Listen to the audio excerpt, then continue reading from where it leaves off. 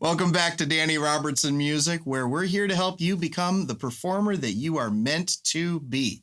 I'm Danny Robertson. Thanks for joining me again this week. We're getting to that time of the year where the school buses are starting to come around again. I know around here, my kids are starting school very, very soon.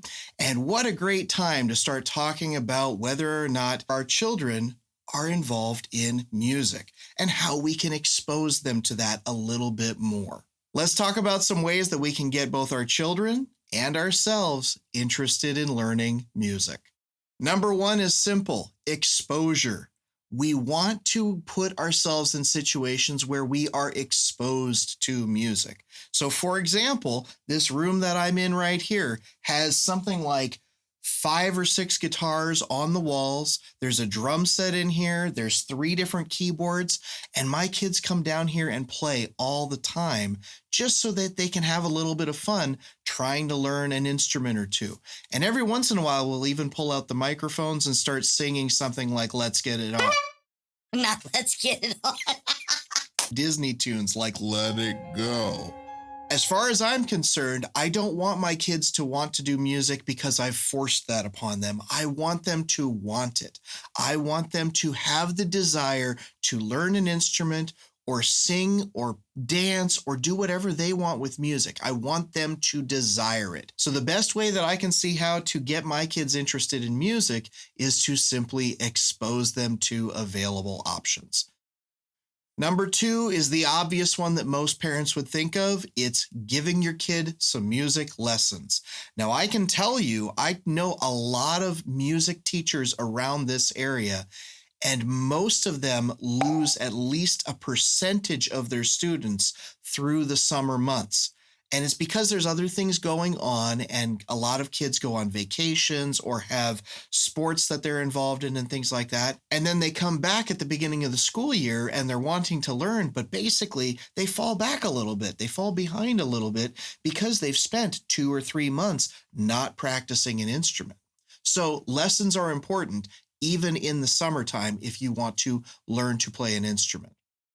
Number 3, it mostly applies to kids, but it can apply to adults too: toy instruments. From about the time that my oldest child was about 6 months old to about the first 2 or 3 years of their life, they had this little tiny toy piano that they absolutely loved playing. It had 5 keys on it and it made some music on its own. It even did a version of Billy Joel's "We Didn't Start the Fire," which was kind of awesome. And they played with it all the time, to the point where my wife and I have kept that same toy in case we have grandchildren someday. Ironically, of my children, that one is the one that is the most interested in music and has even tried to perform at school and things like that. If you've got kids and you want them to learn music, even if they're really young, expose them to little toy instruments because there's a lot of cool things coming out nowadays. One of my favorite toys that I've seen is called an automaton, and it's basically, it looks like a music note that you hold the base of it and it opens up like a mouth, so it looks like a little, character. And then you can move your finger up and down it, kind of like it's a pitch bending tool on a keyboard. And it makes a cool little tone. There's even people that have done a lot of YouTube shorts and things like that out there that have played these automatons, and they're doing it brilliantly. Take a look at that one. It's called an automaton, and it ranges in size based on what you want for your child. And so you can buy one for as little as about $20 and as much as the higher end deluxe version ones for about $80 or $90. So take a look at that when you get a chance. The next thing you can do is just get yourself involved in something musical, both at home, and if you're in school, do it at school. Heck, if you're in work and you can get away with it, do it at work. Dancing and singing parties where you just kind of hang out and dance and have fun at home. Have your children make up their own performances that they do in front of the parents, or they do it at school. This gives you or your child the chance to think creatively and essentially find your inner performer. By creating your own dances or singing your own words or making up a performance, you get to bring out that creative side of you. And while these things do help you learn, it does also help to essentially liberate you. It lets you get the confidence to be an entertainer or be a musician, be a singer. even in the context of your own home, you're learning this. You're learning how to get comfortable with it. So let yourself be silly. Let your kids be silly. Let them dance. Let them sing. Let them have fun, and let them create what they want to create. Next, I can tell you that I personally don't do this one enough with my kids, mostly because I play a lot of concerts on my own on the weekends, but expose your kids or expose yourself to concerts. Go out to, the local library might put on a Saturday afternoon concert, or there might be something at a local mall that's free to go to.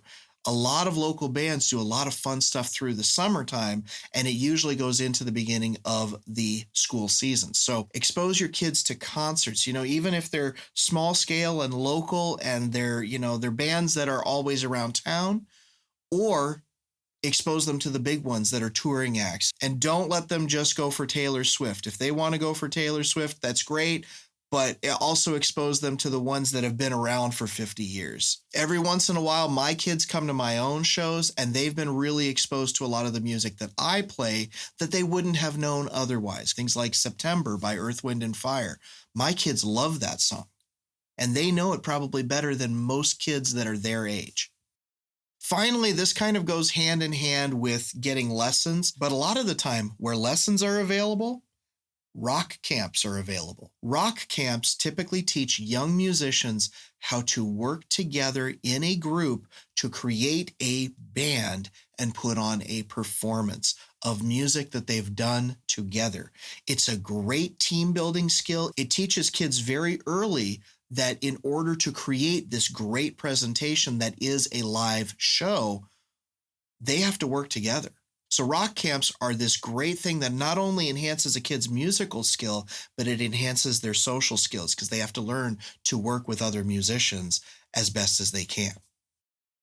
So that's it for this week. I hope you and your children are getting into music, because regardless of if you're performing on stage or doing it at home or recording or anything in between, it is an amazing thing to have music in your life, and I hope you get to enjoy it as much as I do on a regular basis. If you're interested in this kind of stuff and you'd like to dive deeper into learning more about how to perform on stage, how to put together a really good presentational show, creating an experience for your audience, let's talk about that. Come to DannyRobertsonMusic.com. Start with my freebies section. You can find a lot of great little guides there that will help you kind of learn a little bit about how you can do different things on stage. And if you want to dive deeper than that, check out the rest of my website at DannyRobertsonMusic.com. So best of luck to you on that. Best of luck to you for the beginning of the school year, whether you are a parent, a student, or something in between. And in the meantime, have a great next performance, and we'll see you soon. Take care.